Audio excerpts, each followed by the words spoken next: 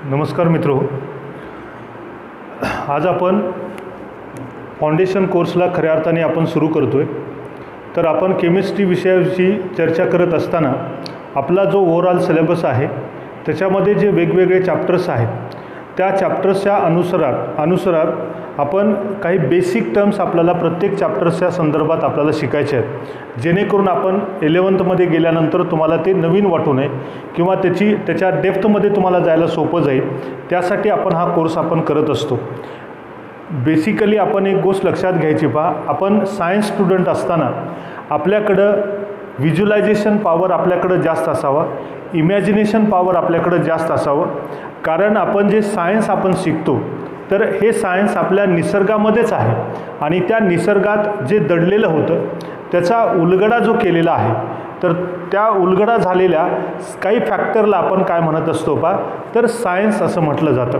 आणि त्यानुसार आपल्याला माहिती आहे की न्यूटन हा ॲपलच्या झाडाखाली बसला होता का कशाच्या झाडाखाली बसला होता हे तर कोणी सांगितलेलं नाही, पण साधारणतः आपण बुक्स रीडिंग करत असताना तो ॲपलच्या झाडाखाली बसला होता आणि ॲपल झाडावरून खाली त्याच्या डोक्यावर पडलं आणि तेव्हा एक आपण ग्रॅव्हिटेशनल फोर्स हा एक कन्सेप्ट आपल्याला इंट्रोड्यूस केला, हे आपण शिकलेलं आहे। म्हणजे ह्या गोष्टी आपल्याला माहिती आहेत। आता अशाच आपल्या सायन्सच्या गोष्टी आपल्याला हळूवारपणे आपल्याला एक एक गोष्ट आपण शिकणार आहात। तर केमिस्ट्री हा शब्द जेव्हा आपण उच्चारतो त्यावेळेस आपण काय म्हणतो आपण की साधारणतः आपण काय पाहतो की एखाद्या स्मॉलेस्ट पार्टिकलपासूनच आपली केमिस्ट्री सुरुवात होत असते आणि त्या स्मॉलेस्ट पार्टिकलला आपण साधारणतः काय म्हणतो आयटम असं म्हणतात।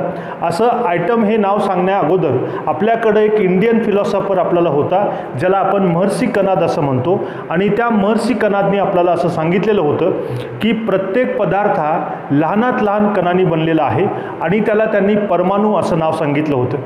त्यानंतर कालांतराने आपल्याकडं जे डॉल्टन आपला सायंटिस्ट होता, या डॉल्टननी पहिली ॲटॉमिक थेरी मांडली आणि त्या डॉल्टननीच त्या परमाणूला एक आयटम असं नाव दिलं। ॲटोमिय या शब्दापासून ॲटम हा शब्द तयार झाला आणि हा जो ॲटोमिय शब्द आहे तर त्याचा इंग्लिशमध्ये अर्थ काय होतो तर त्याला आपण काय म्हणायचं आहे, अनकटेबल किंवा इंडिव्हिज्युअल असं आपण त्यांना म्हणू शकता। आणि त्या काळामध्ये की आपल्याला 18व्या शतकामध्ये या डॉल्टनच्या या म्हणण्यानुसार आपण काही वेळ ही थेरी आपण ॲडॉप्ट केलेली होती। पण त्याच काळामध्ये 19th सेंचुरीच्या स्टार्टिंगमध्ये आपल्याकडं वेगवेगळे फार हुशार सायंटिस्ट आपल्याकडं होते, ज्याला आपण जे थॉम्सन असं म्हणतो, गोल्डस्टीन म्हणतो, चॅडविक म्हणतो, रुदरफोर्ड म्हणतो किंवा मिल्कन आपण त्याला म्हणतो, फॅराडेज म्हणतो किंवा हुंड्स म्हणतो, बोर्स म्हणतो, असे वेगवेगळे सायंटिस्ट आपल्याला त्या काळामध्ये होऊन गेले। आणि जे डॉल्टनचं म्हणणं होतं ते 18व्या शतकापर्यंत आपल्याला चालू होतं आणि ते मान्य होतं आणि त्यानुसार आपण त्याचा विचार करत होतो। पण हे जे हुशार लोक होते तर यांना असं वाटत होतं की आयटम हा अनकटेबल असू शकत नाही किंवा इंडिव्हिज्युअल असू शकत नाही, आयटम हा तुमचा कॉम्प्लेक्स असला पाहिजे। तर आयटम हा कॉम्प्लेक्स कशावरून आहे, तर कारण तुम्ही विचार करू शकता की आपल्याकडे जे पदार्थ बनले ते कसे बनले, तर स्मॉलेस्ट पार्टिकलपासून बनले। मग हे स्मॉलेस्ट पार्टिकल्स एकत्र कसे काय आले हा प्रश्न आपल्या समोर येतो आणि त्यानुसार आपल्याला हे जे पार्टिकल्स आहेत त्यांना वेगवेगळे तुम्हाला पदार्थ जे दिसतात तर वेगवेगळ्या कलरचे आपल्याला दिसतात, काही पाण्यामध्ये सॉल्युबल असतात, काही पाण्यामध्ये इनसॉल्युबल असतात। मग ह्या जे कॉम्प्लेक्स प्रॉपर्टीज आपल्याला या पदार्थाच्या आपल्याला पाहायला मिळाले तेव्हा या सुपीक डोक्यामध्ये एक विचार आला की आयटम हा इंडिव्हिज्युअल राहू शकत नाही आणि आयटममध्ये आणखीन काहीतरी पार्टिकल असले पाहिजेत असं आपल्याला त्यावेळेस त्या लोकांनी विचार केला आणि त्यानुसार त्यांनी काम केलं।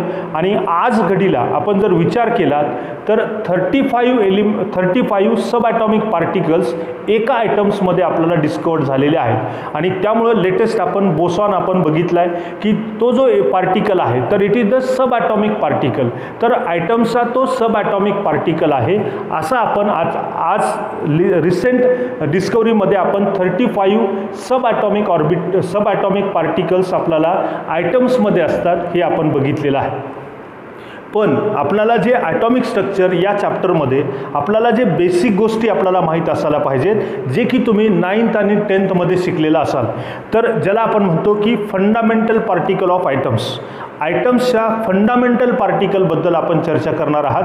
आणि तुम्हाला माहिती आहे पहा, atoms which consist of 3 fundamental particles. One is the electron, second is the proton and third one is the neutron. असे आपल्याला 3 बेसिक फंडामेंटल पार्टिकल्स एखाद्या आयटम्समध्ये असतात. मी तुम्हाला सांगतोय की आयटम्सबद्दल जर आपण चर्चा करत असाल तर आपल्या चॅप्टरचं नाव असेल ॲटॉमिक स्ट्रक्चर. Atomic structure. आणि ॲटॉमिक स्ट्रक्चर आपण पाहत असताना किंवा स्ट्रक्चर ऑफ आयटम असे आपण त्यांना म्हणतो. आणि या ॲटॉमिक स्ट्रक्चरमध्ये आपण डिस्कस करत असताना आपण काय पाहणार आहात, तर तुम्हाला माहीत असावं की आयटम आपण कुणाला म्हणतो, तर आयटम्स हा तुम्हाला आता डेफिनेशन सांगायची वेळ येऊ नये. आयटम्स आपण कुणाला म्हणता की ज्याला आपण म्हणतो smallest particles of the elements or matters is called like the items. आणि हा जो आयटम असेल तर आयटम्समध्ये आपल्याला काय दिसतील, तर त्याचं स्ट्रक्चर आपल्याला पाहायचं आहे. म्हणजे आपल्याला जर बघितला तर एखाद्या ॲनिमलचं स्ट्रक्चर जर पाहायचं असेल तर त्यावेळेस आपल्याला त्याच्या इंटरनल आणि एक्सटर्नल जे आपल्याला दिसतं त्याला आपण स्ट्रक्चर ऑफ ॲनिमल म्हणतो, स्ट्रक्चर ऑफ प्लांट म्हणता, हे आपल्याला माहीत आहे. तसं एखादा पदार्थ एका स्मॉलेस्ट पार्टिकलमुळे बनतो ज्याला आपण आयटम म्हणतात असं डॉल्टननं सांगितलं. आणि आयटम हा अनकटेबल असतो किंवा तो इंडिव्हिज्युअल असतो, त्याला आपण दुसरा पार्टिकल त्याच्यामध्ये नसतो असं त्यांनी सांगितलं होतं. पण जे थॉम्सन असेल किंवा गोल्डस्टीन असेल किंवा चॅडविक असेल, रुदरफोर्ड असेल, मॅक्सवेल असेल, बोर्स असेल, यांनी या आयटम्सला कॉम्प्लेक्स समजलेला आहे. आणि त्यानुसार आज याच्यामध्ये 20व्या शतकामध्ये आपण जर आलात तर त्यामध्ये आपण आयटम्समध्ये आपल्याला काय मिळतील पहा, तर सब ॲटॉमिक पार्टिकल्स. जर आपण सब ॲटॉमिक पार्टिकल जर बघितला तर ते तुम्हाला किती मिळाले पहा, 35 सब ॲटॉमिक पार्टिकल्स आपल्याला मिळाले. आणि त्यानंतर पहा या आयटम्समध्ये जे तुम्हाला फंडामेंटल पार्टिकल्स असतील, फंडामेंटल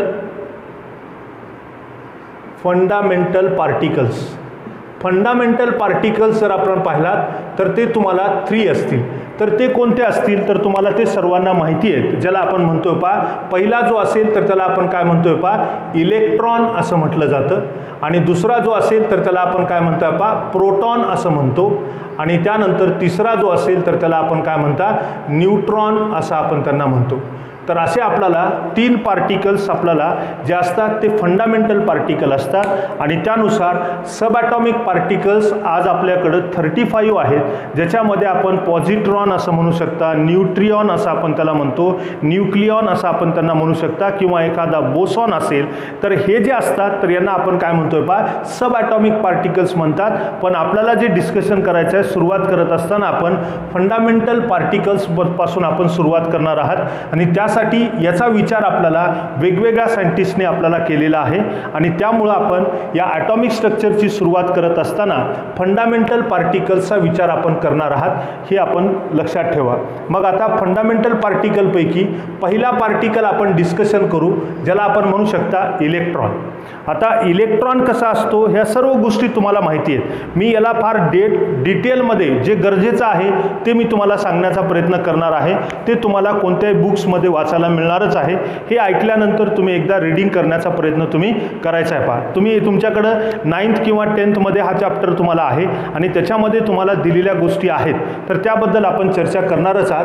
तर आपण पहिल्यांदा आपण डिस्कशन करू ज्याला आपण म्हणतो डिस्कवरी ऑफ इलेक्ट्रॉन. म्हणून आपण आजचा जो कन्सेप्ट आहे तर तो कोणता असेल, डिस्कवरी ऑफ इलेक्ट्रॉन. म्हणून आपण नेक्स्ट कन्सेप्ट आपण डिस्कशन करू ज्याला आपण म्हणता फंडामेंटल पार्टिकल्समध्ये आपण काय पाहणार आहात, तर डिस्कवरी ऑफ इलेक्ट्रॉन. म्हणून मी इथं लिहितोय पहा, ज्याला आपण म्हणतो डिस्कवरी ऑफ इलेक्ट्रॉन. इलेक्ट्रॉनची आपल्याला डिस्कवरी पाहिजे. तर आता ह्या डिस्कवरीकडे का आले, तर त्याचं कारण मी तुम्हाला सांगितलं पहा की आयटम हा जर इंडिव्हिज्युअल असेल तर आपल्याला मॉलिक्युल्स कसे तयार झाले, वेगवेगळे कंपाऊंड्स कसे तयार झाले, जे कंपाऊंड्स तयार झाले त्यांचा कलर कशामुळे वेगवेगळा आहे, त्याचबरोबर आपण काय म्हणू शकता, तो एखादा सबस्टन्स पाण्यामध्ये विरघळतो, काही सबस्टन्स पाण्यामध्ये विरघळत नाहीत, मग काही तुम्हाला एक्सरेसाठी आपल्याला मदत होऊ शकते, या काही गोष्टी ज्या ज्या प्रॉपर्टी आहेत मग या कसं काय दिसू शकतात, या कसं काय आपल्याला मिळू शकतात, हे जेव्हा या गोल्डस्टीन किंवा थॉम्सन असेल किंवा बोर्स असेल यांच्या डोक्यामध्ये फार कन्फ्युजन करत होतं आणि त्यामुळे त्यांनी त्याच्या पाठलाग करण्याचा प्रयत्न केला आणि त्यातून पहिल्यांदा विचार करणारा जो होता तो जे थॉम्सन होता. आणि त्या जे थॉम्सननी त्या काळामध्ये फॅराडेज हा एक सायंटिस्ट होता, त्या सायंटिस्टच्या म्हणण्यानुसार एखाद्या पार्टिकलमध्ये इलेक्ट्रिक करंट, एखाद्या सबस्टन्समध्ये काय होत असतं, इलेक्ट्रिक करंट आपल्याला पास होतो. इलेक्ट्रिक करंट पास होतो म्हणजे नेमकं काय होतं, तर एखादा पार्टिकल एका टर्मिनलपासून दुसऱ्या टर्मिनलकडे जातो, म्हणजेच कोणता तरी एक असा वेगळा पार्टिकल आहे आणि जो की एखाद्या आयटम्समध्ये असला पाहिजे तरच आपल्याला असं म्हणू शकतो की आपण इलेक्ट्रिक करंट आहे. आणि हे फॅराडेजनी दाखवण्याचं काम त्यांच्या इंटरेस्टमध्ये किंवा त्यांच्या डिस्कवरीमध्ये त्यांनी प्रूव्ह केलेलं होतं. त्याच एक्सपेरिमेंटचा आधार घेऊन किंवा त्याच गोष्टीचा आधार घेऊन जे थॉम्सननी आपल्याला डिस्कवरी ऑफ इलेक्ट्रॉन्स त्यांनी केलेली आहे. मग डिस्कवरी करत असताना त्यांनी एक एक्सपेरिमेंट केलेला आहे आणि तो एक्सपेरिमेंट म्हणजे कोणता असेल तर त्याला आपण काय म्हणू शकता पहा, तर ज्याला आपण काय म्हणू शकतो, तर डिस्चार्ज ट्यूब एक्सपेरिमेंट असं म्हणतात. याला काय म्हणतो आपण, तर हे एक्सपेरिमेंट मी तुम्हाला इथं बोर्डवर दाखवतोय पहा, तर त्यानुसार आपल्याला काय म्हणता येईल, याला आपण डिस्चार्ज ट्यूब एक्सपेरिमेंट असं म्हणतो. आणि या डिस्चार्ज ट्यूब एक्सपेरिमेंटचा आधार घेऊन या जे थॉम्सननी आपल्याला काय केलेलं आहे, एक डिस्कवरी ऑफ इलेक्ट्रॉन आपल्याला केलेला आहे. आता ही जी तुम्हाला डिस्चार्ज ट्यूब एक्सपेरिमेंट आहे, तर या डिस्चार्ज ट्यूब एक्सपेरिमेंटचं त्यांनी कन्स्ट्रक्शन कसं केलेलं आहे ते ओरली तुम्ही थोडक्यात समजून घेण्याचा प्रयत्न करायचा आहे. तर discharge tube consist of hard glass tube with a pump and which consists of any lighter weight gaseous substances fill up by using the pump and which also consists of the two metallic rods which act as a electrodes and one is the cathode, another one is the anode, and these electrodes which are connected with the high voltage source of electric current, that is the battery, and this is the construction of discharge tube experiment. Discharge tube experiment आपण कशाला म्हणतो पहा, किंवा त्याचं construction कसं होतं, त्याची बांधणी कशी होते ते मी तुम्हाला सांगण्याचा प्रयत्न करतोय. तर एक हार्ड ग्लास ट्यूब असते आणि या हार्ड ग्लास ट्यूबला एक पंप असतो आणि त्या पंपचा उपयोग करून आपण त्याच्यामध्ये एखादा लाईट वेटचा एक गॅसियस सबस्टन्स, समजा तुम्ही हायड्रोजन समजू शकता, तर हायड्रोजन गॅस आपण फिलअप केला आणि त्यानंतर पहा याच्यामध्ये आपल्याला दोन मेटॅलिक रॉड आपल्याला दिसतील. तर त्या मेटॅलिक रॉडला आपण काय म्हटलेलं आहे पहा, तो इलेक्ट्रोड असतो. तो इलेक्ट्रोड एक कॅथोड असेल आणि दुसरा काय असेल तुम्हाला ॲनोड असेल. आणि हे जे दोन मेटॅलिक रॉड असतील तर त्यांना आपण हाय व्होल्टेज इलेक्ट्रिक करंटचा सोर्स म्हणून एक बॅटरीला त्यांना आपण कनेक्ट केलेला आहे. आणि पॉझिटिव्ह टर्मिनलला कोण जोडलेला असेल, ॲनोड. निगेटिव्ह टर्मिनलला कोण जोडलेला असेल तर कॅथोड. आणि कॅथोडवर तुम्हाला निगेटिव्ह चार्ज आहे, ॲनोडवर तुम्हाला कोणता चार्ज असेल, पॉझिटिव्ह चार्ज असतो, कारण तो पॉझिटिव्ह टर्मिनल ऑफ बॅटरी याला जोडलेला आहे. आणि त्यानंतर पहा याच्यावर आपण काय करतोय पहा, गॅसियस सबस्टन्स जे असतात यांच्यावर आपल्याला प्रेशर अप्लाय करायचं आहे आणि म्हणून आपण डिस्चार्ज ट्यूब एक्सपेरिमेंटचं कन्स्ट्रक्शन या पद्धतीने आपण केलं जातं.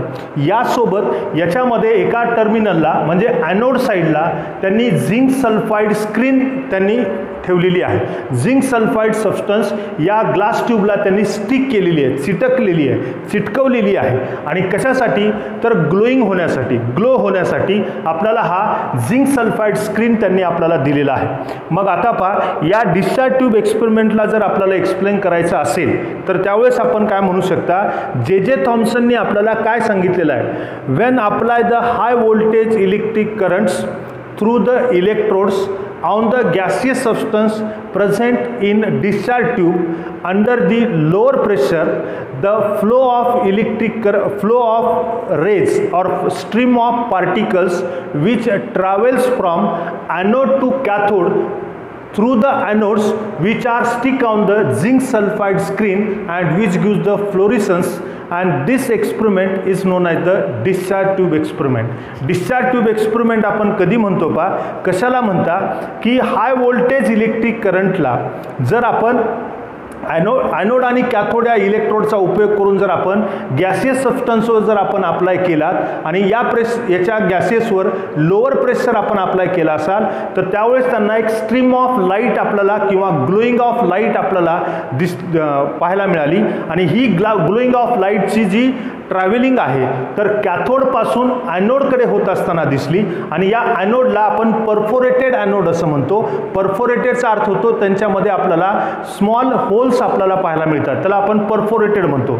आणि हा स्मॉल होल्स असलेला जो तुमचा ॲनोड असेल तर त्या होल्समधून हे लाईट्स आपल्याला ट्रान्समिट होताना दिसली आणि ती आपल्याला या झिंक सल्फाइड स्क्रीनवर आपल्याला ग्लो होत असताना आपल्याला दिसली. याच एक्सपेरिमेंटला आपण काय म्हणत असतो, डिस्चार्ज ट्यूब एक्सपेरिमेंट असं म्हणतात.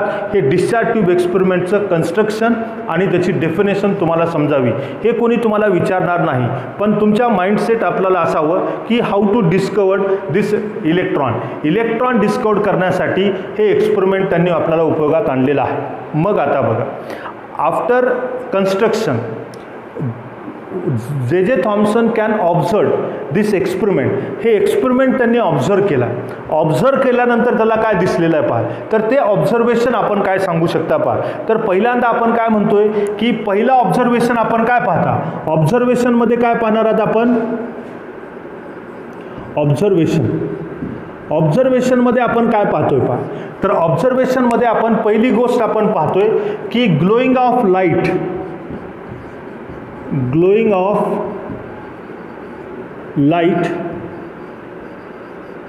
which travel from cathode to anode. आपल्याला ही पहिल्यांदा आपल्याला काय सांगितलेलं आहे पहा की हे जेव्हा एक्सपेरिमेंट आपण स्टार्ट करत असताना हे काही एकाच वेळेस एक्सपेरिमेंट कंप्लीट झालेला नाही, त्यांनी वेगवेगळे एक्सपेरिमेंट केलेले आहेत. जसं एडिसननं बल्ब बनवत असताना आपल्याला एकाच एक्सपेरिमेंटवरून आपल्याला हा बल्ब बनलेला नाही, त्याच्यात त्यांनी भरपूर एक्सपेरिमेंट केले आणि शेवटी त्यांना एक एक्सपेरिमेंट मिळाला ज्या एक्सपेरिमेंटमधून आपण हा बल्ब आपण बनवला. आणि म्हणून आपण काय म्हणतोय की हे एक्सपेरिमेंट बनवताना आपण जसं डेफिनेशन सांगतो ना त्या पद्धतीने ते काय बनत नाही, त्यांना भरपूर मेहनत असते. आणि त्यानुसार त्यांनी काय केलेलं आहे पहा की ज्यावेळेस त्याला हे कधी पाहायला मिळालं, हे ऑब्झर्वेशन हे कधी पाहायला मिळालं, ज्यावेळेस आपल्याला हाय व्होल्टेज इलेक्ट्रिक करंट आपण या गॅसियस सबस्टन्सवर आपण अप्लाय केलात आणि तेही लोअर प्रेशरला जर आपण अप्लाय केलात तरच आपल्याला ग्लोईंग ऑफ लाईट आपल्याला पाहायला मिळाली. जर हायर प्रेशर जर आपण घेतलात तर त्यावेळेस तुम्हाला ग्लोईंग ऑफ लाईट पाहायला मिळालेली नाही. म्हणजेच आपल्याला ग्लोईंग ऑफ लाईट म्हणजे चकाकी जी आपल्याला लाईटची पाहायला मिळाली तर ती चकाकी आपल्याला कशी मिळाली किंवा ती कशी ट्रॅव्हल झाली, तर कॅथोडकडून कुठं झाली, ॲनोडकडे फ्लो होत असताना किंवा ट्रॅव्हल होत असताना आपल्याला पाहायला मिळाली. मग आता नेक्स्ट ऑब्झर्वेशन त्यांनी काय पाहिलेलं मित्रांनो, तर दुसरं ऑब्झर्वेशन काय असेल, this glowing of light can be observed at lower pressure and high voltage electric current. म्हणजे आपण काय म्हणू शकता की ज्यावेळेस आपण म्हणतोय की इथं आपण काय म्हणू शकता, glowing of light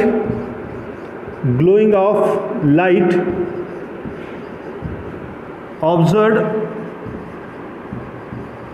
at lower pressure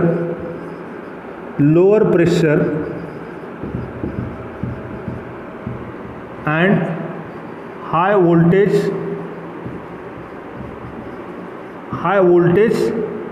electric current.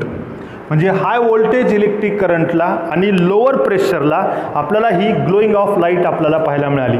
जर हाय प्रेशर जर घेतला तर त्यावेळेस आपल्याला ग्लोईंग ऑफ लाईट मिळाली नाही. हे त्यांनी दुसरं ऑब्झर्वेशन आपल्याला केलेलं आहे. बरोबर आहे. आता तुम्हाला वाटत असेल की कॅथोडकडून ॲनोडकडे कशाहून ठरवलं, तर त्यासाठीच आपण असं म्हणतो तिथं जी झिंक सल्फाईड स्क्रीन ठेवलेली आहे, तर झिंक सल्फाईड स्क्रीन जी असेल तर त्यावर आपल्याला ग्लोईंग आपल्याला पाहायला मिळाली. ग्लोईंग कशामुळे मिळाली, तर these particles or these rays are stick on the zinc sulphide screen. त्या झिंक सल्फाईड स्क्रीनवर ही लाईट जाऊन आपल्याला काय होत असती, तर ती स्ट्रिक होत असती, चिटकत असती आणि त्यामुळे त्या ठिकाणी ग्लोईंग आपल्याला दिसते. आणि म्हणून आपण काय म्हणतोय की या कॅथोडकडून ॲनोडकडेच रेज चाललेले आहेत किंवा कॅथोडकडून ॲनोडकडेच ही लाईट ट्रॅव्हल होते, हे आपल्याला झिंक सल्फाईड स्क्रीन आपल्याला सांगत असते. तुम्ही म्हणाल सर त्याच्या स्वप्नात आलं होतं का की झिंक सल्फाईड आपण ॲनोडच्या तिकडंच लावावं, कॅथोडच्या पाठीमागं का लावलं नाही, तर त्यांनी ते लावलेलं आहे. पण इथं पण आपण एक्सपेरिमेंटमध्ये डिस्कवरी आफ्टर डिस्कवरी आपण दाखवत नाही, पण इथं पण त्यांनी काय केली होती, इथं स्क्रीन झिंक सल्फाईड स्क्रीन ठेवलेली होती, पण तुम्हाला ग्लोईंग या स्क्रीनवर न दिसता ती तुम्हाला कुठं दिसली, ॲनोडच्या पाठीमागं किंवा ॲनोडच्या पाठीमागं आपल्याला ती पाहायला मिळाली. आणि म्हणून आपण काय म्हणतो की हे जी ग्लोईंग ऑफ लाईट आहे तर ती कॅथोडकडून ॲनोडकडे झाली, हे आपण त्या ठिकाणी सांगतो. तर हे ऑब्झर्वेशन आपल्याला पाहायला मिळाल्यानंतर त्यांनी काय विचार केला, ही जी ग्लोईंग ऑफ लाईट आहे तर त्यांनी काय म्हटलेलं आहे की ग्लोईंग ऑफ लाईट म्हणजेच नेमकं काय असेल, तर particles, the smallest particles or stream of particle. त्यांनी काय आपल्याला सांगितलेलं आहे, ही जी ग्लोईंग ऑफ लाईट आहे तर it is the part of the particle आणि त्या असंख्य अशा पार्टिकल्सच्या प्रवाहामधून ती लाईट आपल्याला बनली आणि त्या लाईटला किंवा त्या रेजला त्यांनी एक नाव दिलेलं आहे आणि त्यांना आपण काय म्हणत असतो, कॅथोड रेज नाव दिलेलं आहे. याला आपण काय म्हणतोय, तर याच्यामध्ये आपण काय त्यांनी सांगितलेलं आहे पहा, तर it is the stream of particles. ही पार्टिकल्सचे काय असतील, तुम्हाला स्ट्रीम आहे, एक प्रवाह आहे आणि त्यांनाच त्यांनी काय नाव दिलेलं आहे, hence it is called as or named as म्हणा, कॉल्ड ॲज कॅथोड रेज. त्याला त्यांनी काय नाव दिलेलं आहे पहा, कॅथोड रेज नाव दिलेलं आहे. कारण काय असेल, कॅथोड रेज का नाव दिलेलं आहे, कारण जे रेज आपल्याला उत्पन्न झालेले आहेत, जे रेज आपल्याला प्रोड्यूस झालेले आहेत, त्याची उगम कुठून झालेला आहे, तर कॅथोडपासून झालेला आहे आणि म्हणून आपण यांना काय म्हणू शकता पहा, तर कॅथोड रेज असं आपण त्यांना म्हटलेलं आहे. तर हे कॅथोड रेज जे आहेत तर हे पहिल्यांदा कोण डिस्कवर केलेलं असेल, तर या जे थॉम्सननी केलेलं आहे. कशाच्या आधारावर, डिस्चार्ज ट्यूब एक्सपेरिमेंटच्या आधारावर. तर how to discover the cathode rays ही कन्सेप्ट पहिल्यांदा तुमच्या लक्षात येते मित्रांनो. तर ही कॅथोड रेज आपल्याला काय मिळाले, डिस्कवर्ड झाले. कॅथोड रेज म्हणजे काय, स्ट्रीम ऑफ पार्टिकल आहे. स्ट्रीम ऑफ पार्टिकल्स कधी मिळाले आपल्याला, तर हाय व्होल्टेजला आणि lower pressure on the gaseous substances आणि त्यानंतर आपण याची ट्रॅव्हलिंग कशी होती, तर कॅथोडकडून ॲनोडकडे होते आणि म्हणून आपण याला काय म्हटलेलं आहे पहा, कॅथोड रेज असं म्हटलेलं आहे. हे त्यांनी त्या ऑब्झर्वेशननुसार काही कंक्लुजन पण काढण्याचा प्रयत्न केलेला आहे. तर हे ऑब्झर्वेशन अँड कंक्लुजन याच्यामध्ये आपण पाहिलात तर हे डिस्चार्ज ट्यूब एक्सपेरिमेंट आपण पाहतो for the discovery of electron. तर इथंपर्यंत समजते तुम्हाला मित्रांनो. तर हे तुम्हाला हे झालेलं आहे, पण याच्यात आपल्याला थोडं डेप्थमध्ये मी तुम्हाला सांगण्याचा प्रयत्न करतोय. याला आपण कॅथोड रेजचं डिस्कवरी आपण पाहिलात. मग आता कॅथोड रेजच्या प्रॉपर्टी, हे रेज आहेत, मग याच्या प्रॉपर्टी आपल्याला माहीत असणं गरजेचे आहे. तर त्या प्रॉपर्टीबद्दल आपण चर्चा करू. तर नेक्स्ट कन्सेप्ट आपल्याला काय पाहायचं आहे, तर properties of cathode rays. Cathode रेजच्या आपल्याला काही प्रॉपर्टीज आपल्याला डिस्कशन करायचे आहेत. तर नेक्स्ट कन्सेप्ट आपण एक्सप्लेन करू, ज्याला आपण म्हणू शकता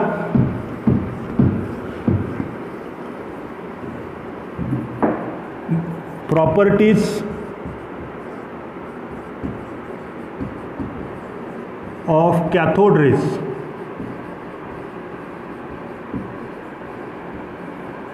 कॅथोड रेजच्या आपल्याला प्रॉपर्टीज पाहायच्या आहेत, बरोबर आहे.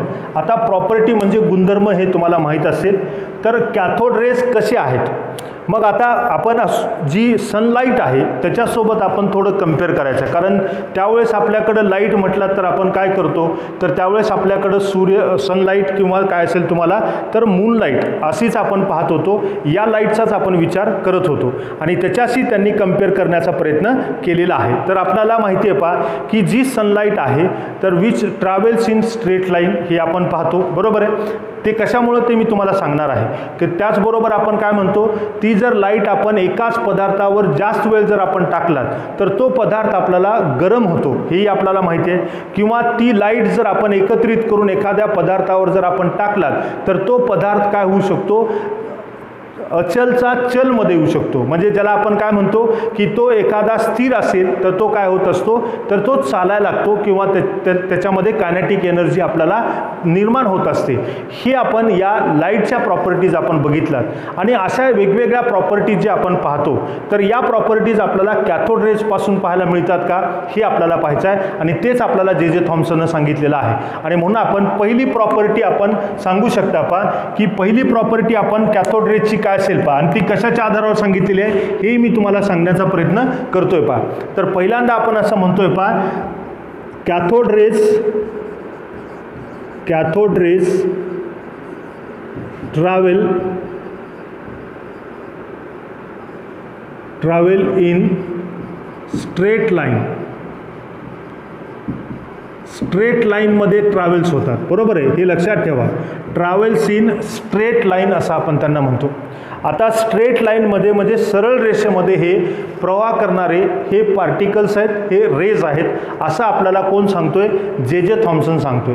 कशाच्या आधारावर सांगतो की हेही आपल्याला माहीत असं, van the place the any one of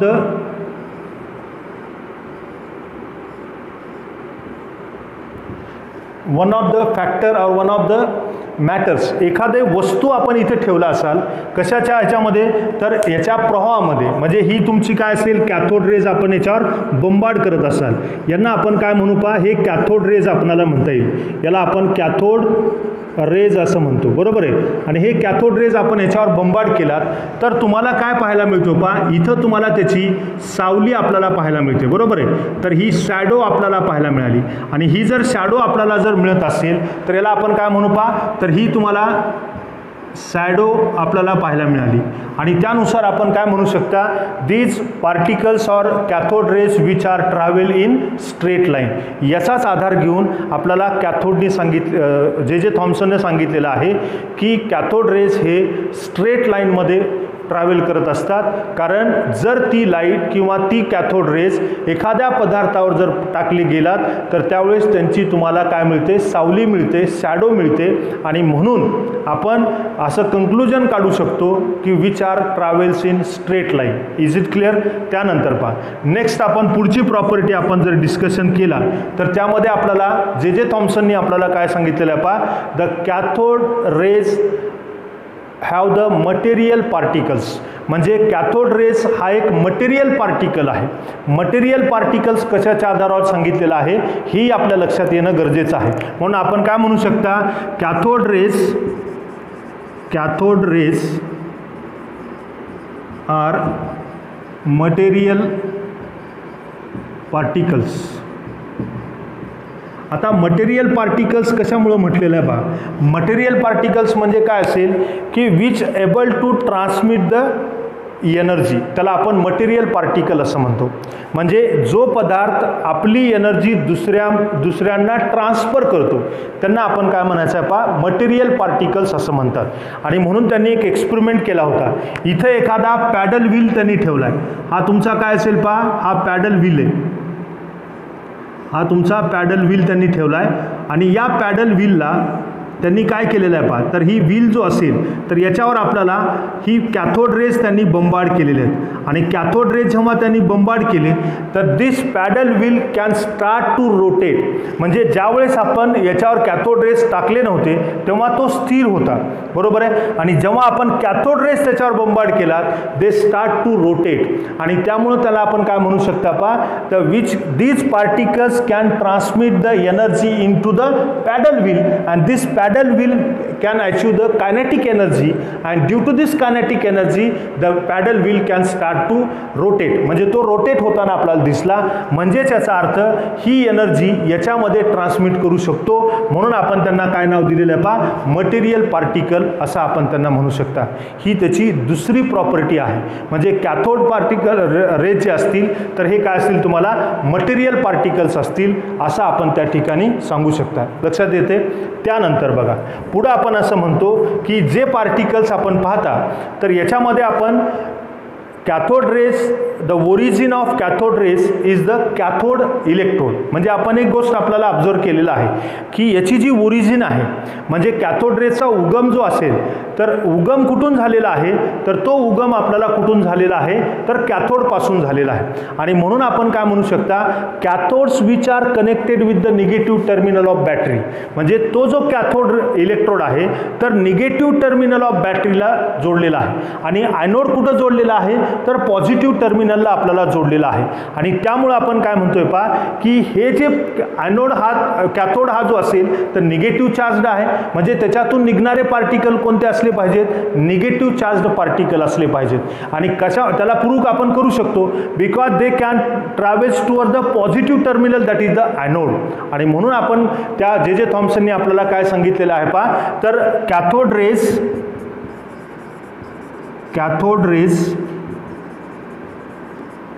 carries negative charge. त्यांच्यावर कोणता चार्ज असतो, निगेटिव्ह चार्ज असतो, असं आपण लक्षात ठेवा. तर हे कशामुळे म्हणतो आपण, because the origin of cathode rays is the cathode electrode which connected with the negative terminal of battery असं आपण त्यांना म्हणू शकता. तर ह्या 3 प्रॉपर्टी आपण डिस्कशन करतोय. याच्यानंतर आणखीन त्याच्या काही प्रॉपर्टीज आहेत, त्या प्रॉपर्टीज आपण नेक्स्ट लेक्चरमध्ये आपण शिकू.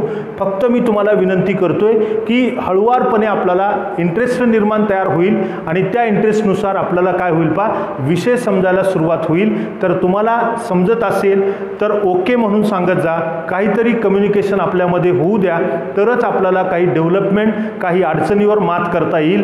अन्यथा आपल्याला हे पुढे जाता येणार नाही. म्हणून मी तुम्हाला विनंती करतो की तुम्हाला ज्या काही अडचणी आहेत त्या तुम्ही आम्हाला व्हॉट्सअपच्या थ्रू किंवा मोबाईल फोन करून तुम्ही मला विचारताल आणि त्याचबरोबर आपण असला प्रवास आपला चालू ठेवू. धन्यवाद.